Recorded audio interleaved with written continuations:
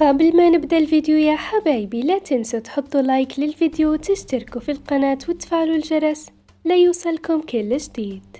ويلا نبلش. بعد الدراما الكبيرة اللي صارت بين مس دعاء وبيسان إسماعيل، طلعت مس دعاء كمان مرة وفضحت بيسان أمام الجميع، وقامت مس دعاء بتسريب صور جريئة لبيسان إسماعيل مع أنس الشايب، وكمان صرحت إنه سبب انفصال محمود وبيسان هما الرسائل المش محترمة والصور الفاضحة اللي لقاهم محمود بجوال بيسان واللي كانوا مع أنس الشايب. وطلعت مس دعاء وفضحتهم في هاد الستوري، وزي ما هو واضح في وسط الرسالة قالت دعاء: مش ذنبي إذا الولد ما تحمل يقرأ رسائل وسخة قديمة.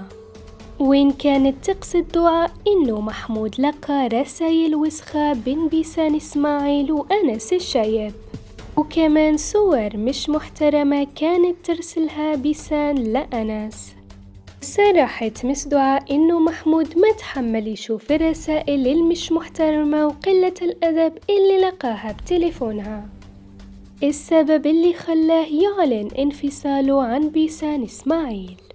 وبعد كل هذا المدة من السكوت قررت مس دعاء تطلع وتفضح كل شي على العلن، وهذه هي القصة من أولها لآخرها. وانتو شو رايكم يا حبايبي بالشي اللي عملته دعاء ضد بيسان؟ شاركوني آراءكم في خانة التعليقات. وطبعا للمزيد من الأخبار والتسريبات لا تنسى الاشتراك في القناة والضغط على زر اللايك وتفعيل الجرس ليصلك كل جديد. وإلى اللقاء، أشوفكم الفيديو الجاي.